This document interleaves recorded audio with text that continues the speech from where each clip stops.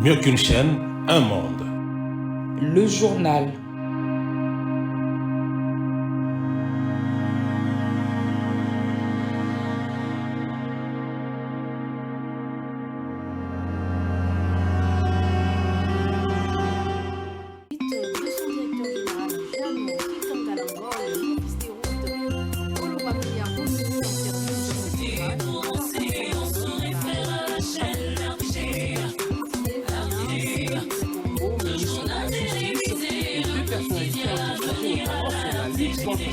Et l'organisation d'une conférence l'année prochaine sur la crise dans l'Est de la RDC et de la justice.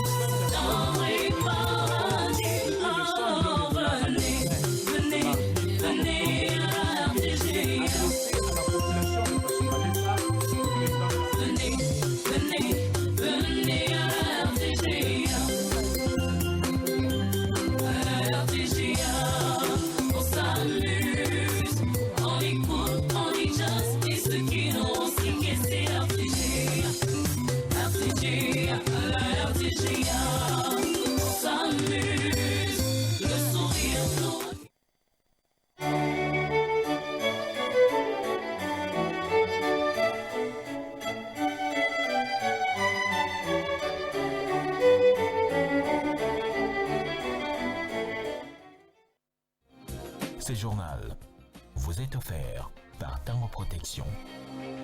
Illico Cash, ma banque mobile.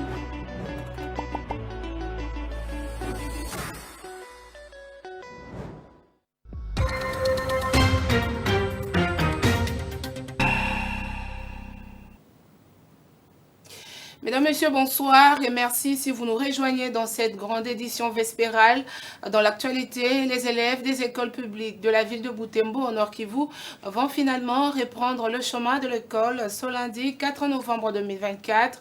Les enseignants qui rassurent de la reprise des cours dans ce coin du pays indiquent être prêts à récupérer les 2 mois de grève dès ce lundi. Les autorités scolaires de la ville demandent aux parents d'envoyer les enfants à l'école. Il faut rappeler que les SIECO Butembo a suspendu son mouvement de grève pour 2 mois en attendant les réponses du gouvernement à ses revendications, entre autres les meilleures conditions de travail et une revalorisation de leur salaire. Et puis les casques bleus de l'ONU resteront en République démocratique du Congo au-delà de la fin d'année, malgré plusieurs annonces officielles prônant leur départ. Kinshasa a en effet décidé de suspendre le processus de désengagement de la MONUSCO amorcé depuis janvier dans le Sud Kivu pour procéder à la réévaluation et analyse des résultats de la première phase avant de lancer le retrait dans d'autres provinces, notamment le Nord Kivu et l'Ituri. En réaction, la lutte pour le changement Bukavu s'oppose à cette décision de Kinshasa. Fiacre Kalugusha, chargé de la communication Lucha, section Bukavu, pense que le gouvernement devrait continuer avec cette démarche de désengagement car pour lui, la MONUSCO n'a pas produit les résultats escomptés durant plus de 20 ans en République démocratique du Congo. Suivez-le au micro de Nana Bwana. Ça fait 20 ans que cette mission est là et elle n'a pas de résultats. Et aujourd'hui, le gouvernement pense qu'elle va l'imposer à la population congolaise. On a toujours demandé que notre gouvernement réfléchisse sur les problèmes réels de la population et trouve des solutions à des problèmes des FRDC. Vous savez, on peut nous imposer des choses, mais on sait que la solution au problème du Congo doit venir des Congos. La MONUSCO a prouvé, on va dire, ses limites et elle n'a pas pu trouver des solutions aux problèmes à laquelle on les attendait. Et nous dire aujourd'hui qu'il y a insécurité au nord Kivu et à Ituri parce que la MONUSCO est partie, c'est nous mentir. Parce que les M23 ont pris beaucoup de places du nord Kivu et la MONUSCO était là. Les Codeco sont actifs en Ituri, la MONUSCO était là. Ce n'est pas parce qu'ils sont partis qu'ils ont pris beaucoup d'espace, mais c'est parce que la MONUSCO a été incapable de mettre fin à cette guerre. Et nous pensons aujourd'hui que notre gouvernement devrait comprendre que l'essentiel c'est la population congolaise. L'essentiel c'est de mettre en avant nos FRDC, leur donner des moyens afin qu'ils puissent trouver des solutions aux problèmes de la guerre. Parce que le FRDC est l'unique armée que nous on reconnaît et si on leur donne des moyens, on peut trouver des solutions en tenant compte de bien les payer et de leur donner des bonnes armes pour trouver des solutions aux problèmes de la guerre à l'Est. Voilà qui nous amène à parler de l'affaire Forage. François Roubota et Mike Kassenga seront jugés ce lundi 4 novembre. L'ancien ministre d'État au développement rural et le patron du consortium Stever Construct Storage Water sont accusés du détournement des deniers publics dans cette affaire de l'installation de 1000 stations de forage surfacturées à un coût évalué à 400 millions de dollars américains. Selon un extrait des rôles rendus publics par la Cour de cassation, l'affaire est fixée au pénal et le procès se tiendra dans l'ex-prison de Makala.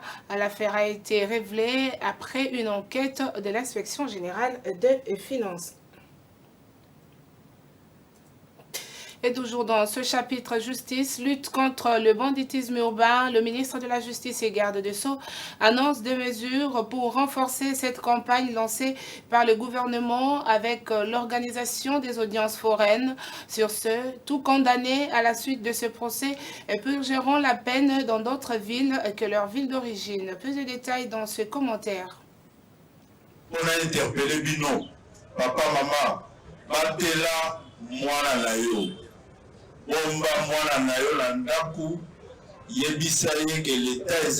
Désormais, toute personne qui sera condamnée à la suite des procès organisés purgera sa peine dans un milieu autre que celui de sa résidence habituelle. Cette mesure vient renforcer efficacement la campagne de la lutte contre le banditisme urbain lancée par le gouvernement avec l'ouverture des audiences foraines militaires et civiles pour juger les auteurs des actes criminels sur l'étendue du territoire national. Cette mesure, telle qu'annoncée dans une correspondance du ministre de la Justice et garde des Sceaux, a été prise à la suite des instructions du président de la République et magistrat suprême au vice-premier ministre, ministre de l'Intérieur, Sécurité et Affaires coutumières Jacquemain Chabani et au vice-premier ministre, ministre de la Défense nationale et ancien combattant pour lutter contre le banditisme urbain, dit phénomène Kuluna, qui met en mal la quiétude de la population congolaise dans plusieurs villes du pays. Lancées d'abord à Kinshasa, dans les districts de Tchangou et de Mont-Amba, ces audiences s'étendront à toutes les grandes villes du pays. Pour le ministre d'État, ministre de la Justice et garde des Sceaux, Constant Moutamba, les condamnés à la suite des procès organisés dans ce cadre vont quitter leur ville d'origine pour purger leur peine ailleurs. Pour rappel, c'était lors du Conseil des ministres tenu le 18 octobre de cette année en cours que le chef de l'État, Félix-Antoine Tshisekedi Tshilombo, avait souligné la nécessité de lutter contre le banditisme urbain à Kinshasa et avait demandé au ministre de l'Intérieur, celui de la Défense nationale ainsi que de la Justice de collaborer avec le Conseil supérieur de la magistrature pour organiser des audiences foraines afin de mettre hors d'état de nuire les bandits urbains ainsi que les récalcitrants. Dans le même chapitre, quelle réforme pour l'amélioration de l'administration de la justice pénale? Ce thème a fait l'objet d'une conférence de débat organisée par l'école de pensée en droit pénal à l'intention des étudiants de l'université de Kinshasa. Pour aborder cette thématique, les éminents intervenants se sont succédés devant la tribune de la salle Monekoso de l'Unikin, où il y a eu la présence remarquable des différents animateurs de la juridiction militaire de la République démocratique du Congo. Reportage. Des éminents intervenants se sont succédés devant la tribune de la salle Monekoso de l'université de Kinshasa pour aborder la problématique de la justice congolaise. Quelle réforme pour l'amélioration de l'administration de la justice pénale? Thème de cette conférence débat organisée par l'école de pensée en droit pénal à l'intention des étudiants de cet alma mater. À en croire professeur Espoir Massamanki Iziri, l'administration de la justice pénale est un principe fondamental pour garantir l'accès aux services publics, réduire la corruption, limiter les abus de pouvoir et établir un contrat social entre la population de l'État. Il a fallu qu'on ait plus de panélistes pour que chacun vienne soulever une question qui fera l'objet des débats. Et donc la deuxième édition nous permettra de restructurer les choses de manière à ce que nous puissions inscrire la conférence sur une thématique unique qui permet d'avoir tout au plus 4 intervenants et de discuter sur les questions de la justice militaire. Pour sa part, le député national du Congrès national congolais, Maître Méchak Mandefou, a reconnu la nécessité d'une réforme profonde pour l'amélioration de l'administration de la justice pénale en RDC, tout en saluant les progrès à l'avènement du président Félix Tshisekedi. Nous avions abordé les questions relatives aux officiers de police judiciaire militaire, avec leurs conséquences possibles. On a abordé les questions liées à l'interprétation des lois qui organisent la justice militaire, avec comme conséquence une justice de dos à dos. À noter que les différents animateurs de la juridiction militaire de la République démocratique du Congo ont pris part à cette conférence débat hautement scientifique qui a réuni plus de 400 étudiants de l'université de Kinshasa. Dans l'actualité également, le gouvernement provincial de Kinshasa, par le biais de son ministre de la Santé, Dr Patricia Ngongo, a interdit à tous les bourgmestres de procéder à la délivrance d'autorisation d'ouverture des établissements pharmaceutiques et structures de santé. Une mesure saluée par les conseils nationaux de l'ordre des pharmaciens. Son président, le pharmacien Glorim Panzou, demande à ce que l'autorité urbaine puisse entrer en contact avec la structure attitrée avant toute délivrance des autorisations. Suivez Glory Panzou du Conseil national de pharmaciens au téléphone de David Fidel Louzolo-Kuboza. Nous encourageons la province de Kinshasa par rapport à sa motivation qui s'observe actuellement pour remettre de l'ordre dans le secteur pharmaceutique dans la ville, province de Kinshasa, qui est pratiquement la capitale, pour ne pas dire la ville miroir de notre pays. Il s'était vraiment observé un désordre criant au niveau de ce secteur où tout le monde s'était donné le pouvoir ou sinon la capacité de pouvoir autoriser les ouvertures. Je cite ici les bourgmestres des communes. Le message du ministre s'adresse plus précisément à ces bourgmestres où il leur demande de pouvoir arrêter cette hémorragie qu'ils ont occasionnée qui a emmené la ville de Kinshasa à avoir près de 5 à 7 000 pharmacies ouvertes au public avec des autorisations illégales signées par des personnes non compétentes. Ce qui fait que les structures compétentes ne savent plus contrôler ni faire avancer les choses correctement. Donc cette mesure est à soutenir. Nous demanderons au gouvernement provincial de voir comment harmoniser. Dans la suite, nous demanderons au gouvernement provincial de pouvoir entrer en contact avec les autres structures et surtout l'autorité compétente pour délivrer les autorisations d'ouverture des pharmacies. Je cite ici le ministre de la Santé, Excellence Roger Kamba, et surtout l'autorité congolaise de réglementation pharmaceutique qui a parmi ses fonctions réglementaires les ouvertures des établissements pharmaceutiques. Quant aux hôpitaux, là c'est pratiquement la compétence des médecins chefs des zones qui, à travers la division provinciale de la santé que le ministre provincial a pour charge d'encadrer et d'organiser parce que c'est une structure décentralisée. Là il n'y a pas de problème, ça peut se poursuivre. À tout à fait autre chose, clôture samedi dernier à Gaborone au Botswana du forum des commissions électorales des pays de la SADC en marge des élections générales du 30 octobre. La République démocratique du Congo a été représentée par les questeurs adjoints de la commission électorale nationale indépendante, Sylvie Birimbano. L'objectif de la mission était d'évaluer l'état de préparation de l'organisation des élections par la CEI Botswana, observer l'environnement préélectoral et le déroulement du scrutin proprement dit, ainsi qu'évaluer le processus électoral et formuler des recommandations susceptibles de contribuer à l'amélioration de la gestion des élections au Botswana. En prévision de la reprise des élections législatives et provinciales à Massi-Manimba, les médias locaux ont été invités à jouer leur rôle pour la réussite des scrutins du 15 décembre 2024. C'est ce qui justifie l'échange récemment entre les directeurs de la communication de la Commission électorale nationale indépendante et les représentants de la presse locale. Jean-Baptiste Itipo a rappelé l'importance de l'information en période électorale afin de bien orienter la population. En présence de l'administrateur du territoire de Massi-Manimba et du secrétaire exécutif provincial, Jean-Baptiste Titipo a souligné le rôle capital des médias et en particulier des radios communautaires qui consistent à transmettre des informations fiables issues de la source officielle aux électeurs en toute objectivité et impartialité.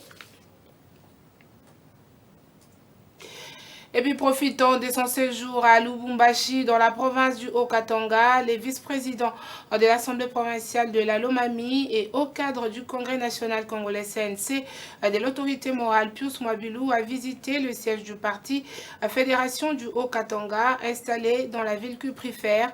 Il s'est dit satisfait de l'organisation et du travail abattu sur place pour la visibilité de ce parti de l'Union sacrée. C'est un reportage de Roger Ngandoua Mitaba. À son arrivée au siège du CNC au Katanga, l'honorable vice-président de l'Assemblée provinciale de Lomami, Augustin Malango, est accueilli par quelques cadres du parti, dont le secrétaire national adjoint en charge de portefeuille, résident à Lubumbashi, Bavon Kibambe, le coordonnateur fédéral faisant l'intérim du fédéral, Victor Yumba, sous une ambiance sabbatique de Mama CNC Lubumbashi. Objectif, visiter le siège social qui sert de cadre à la tenue de toutes les activités du parti en vue de sa visibilité sur l'étendue de la province du Haut-Katanga. Les disciples de Pius Mwabilou dans la Lomami est plus qu'impressionné de l'organisation du CNC dans les Haut-Katanga, signe de l'engagement de tous les camarades pour le bien-être du parti. Ce jour, je suis à Lubumbashi, j'ai trouvé un très beau cadre. C'est pourquoi j'ai commencé sur le plan organisationnel, que c'est bien organisé, bien structuré, et on ne peut rien dire que de dire félicitations à la Fédération Lubumbashi. L'hôte de Victor Yumbankoulou a visité le bureau du président fédéral jusqu'au dépôt où sont gardés les insignes du parti, en passant par le bureau urbain et interfédéral. L'émotion étant grande, l'honorable Augustin Malango a appelé d'autres fédérations du CNC à travers le monde d'emboîter les pas du Haut-Katanga. C'est d'encourager les uns aux autres, de prendre le courage, de ne pas laisser l'emblème tomber, qu'il flotte comme je l'ai trouvé en train de flotter. Au sujet de la rentrée politique du CNC et de son autorité de référence, Pius Mwabilou Mukala, Augustin Malango salue la nouvelle et s'est dit attendre la date pour jubiler ensemble l'événement. CNC, la rentrée politique, c'est incessamment avec la sortie politique de l'autorité morale. Je crois que toutes les couches y seront et que rien et rien alors ne va nous échapper. Nous allons prendre la chose à main. C'est par une photo souvenir que la journée a pris fin dans un climat de parfaite collaboration. En page rétrospective, un hélicoptère de l'armée congolaise s'est écrasé le mercredi 30 octobre lors de son atterrissage à l'aéroport de Ndolo à Kinshasa. Selon les sources aéroportuaires, l'accident aurait fait un mort, les pilotes calcinés dans le crash et 2 blessés graves, tous membres de l'équipage. Les 3 victimes, toutes des nationalités étrangères, ont été acheminées à l'hôpital. Les autorités n'ont pas encore communiqué leur nationalité. L'accident, dont la cause demeure inconnue, s'est produit aux alentours de 11 h. L'appareil a terminé sa course en bout de piste près de l'avenue Luambo-Makiadi, à proximité du marché Sombazigida. Un véhicule anti-incendie a été mobilisé pour maîtriser les flammes. Les autorités poursuivent leur investigation pour déterminer les circonstances de ce crash. Le projet de loi de finances exercice 2025 a été déclaré recevable par l'Assemblée nationale au cours de sa plénière qui s'est poursuivie jusqu'à vendredi.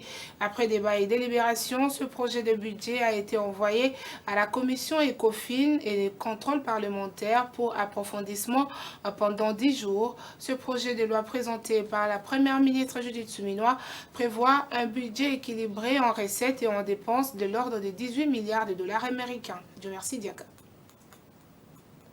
Pendant plus de 50 minutes, la première ministre Judith Suminwa a présenté aux élus du peuple les projets des budgets pour l'exercice 2025, évalués à environ 18 milliards de dollars américains, un accroissement de 21,6% par rapport au budget de l'exercice 2024. La chef de l'exécutif national l'a fait savoir qu'une attention particulière a été accordée aux investissements dans les provinces. Ce projet de loi de finances pour l'exercice 2025, soumis à l'examen et au vote de la représentation nationale, contient un budget présenté en équilibre, en recettes et en dépenses, à hauteur de 49 846,8 milliards de francs congolais, soit un accroissement de 21,6% par rapport au budget de l'exercice 2024, chiffré à 40 986 milliards de francs congolais. J'ai l'honneur de faire appel à votre sens de la responsabilité patriotique afin que vous déclariez recevable notre projet de loi de finances pour l'année 2025. À suivre les chapelles d'intervention des élus nationaux, aussi brillantes que pertinentes, les recommandations les plus récurrentes ont été l'amélioration des conditions de vie de la population, la poursuite de la lutte contre la corruption, l'augmentation du budget de la défense dans l'optique de la préservation de l'intégrité territoriale, l'augmentation du budget alloué à l'amélioration des infrastructures, pour les citer que cela. Au terme des 10 heures de débats houleux menés dans la logique de la défense des intérêts du peuple congolais, la première ministre a rencontré les préoccupations des élus nationaux qui, par la suite, se sont prononcés à l'unanimité pour l'adoption de ces projets de loi de finances exercice 2025 qui a été envoyé à la commission ECOFIN de l'Assemblée nationale pour son examen approfondi. Et voilà qui met fin à cette session d'information. Merci à vous, mesdames et messieurs, de nous avoir suivis et voici le programme sur la RTG Haute.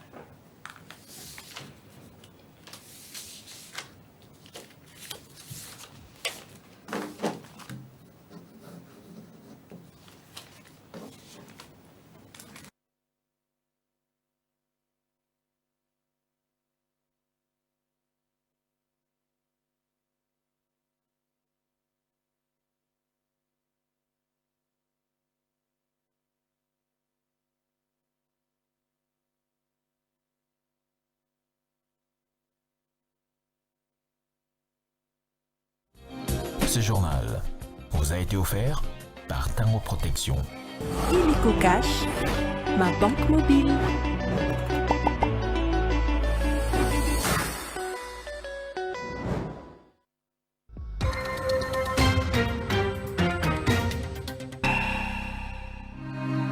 RTGA, mieux qu'une chaîne, un monde. RTGA, mieux qu'une chaîne, un monde.